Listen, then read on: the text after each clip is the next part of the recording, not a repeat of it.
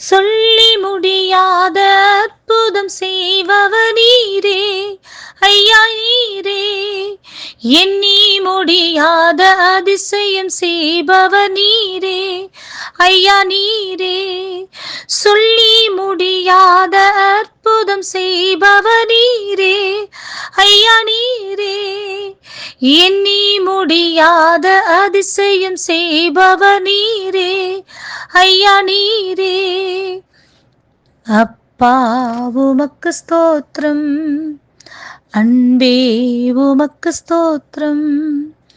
அப்பா உமக்கு ஸ்தோத்திரம், அன்பே உமக்கு ஸ்தோத்திரம்.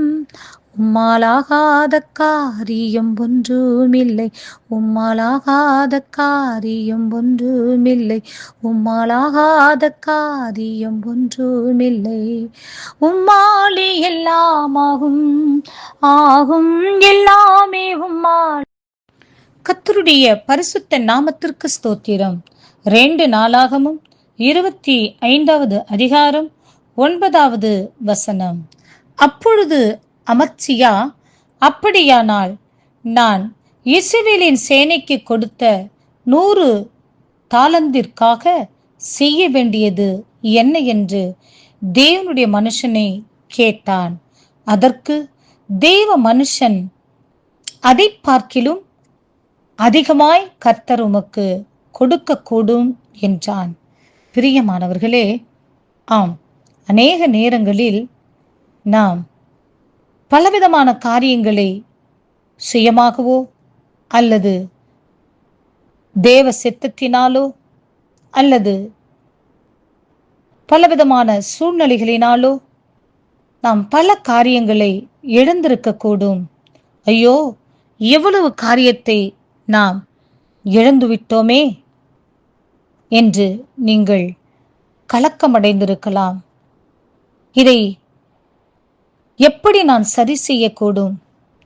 ஒருவேளை ஆவிக்குரிய ஆசீர்வாதங்களாக இருக்கலாம், உலக பிரகாரமான ஆசீர்வாதங்களாக இருக்கலாம், ஆவிக்குரிய தேவன் கொடுத்த கிருபைகளாக இருக்கலாம், ஒருவேளை தேவன் கொடுத்த ஆவிக்குரிய வரங்களாக இருக்கலாம்.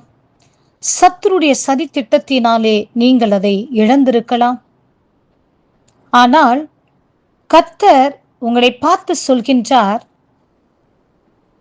தேவனுடைய மனுஷன் சொன்னது போல அதை பார்க்கிலும் அதிகமாய் கர்த்தர் உமக்கு கொடுக்க கூடும்.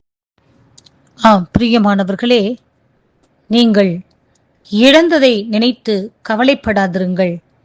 அதை காட்டிலும் மேலாய் தேவன் உங்களுக்கு இரட்டத்தனையாய் அதிகமாய் திரும்ப கொடுப்பேன் என்று வாக்கு கொடுக்கின்றார். நீங்கள் இழந்ததை மறுபடியும் மீட்டுக் கொள்வீர்கள் என்று சொல்லி வாக்கு கொடுக்கின்றார். கர்த்தருடைய வார்த்தையை விசுவாசியுங்கள், பரலோக ராஜ்யத்திற்கு பங்காளிகளாக மாறுங்கள். கர்த்தர் இந்த வார்த்தையை ஆசீர்வதிப்பாராக. ஆமென்.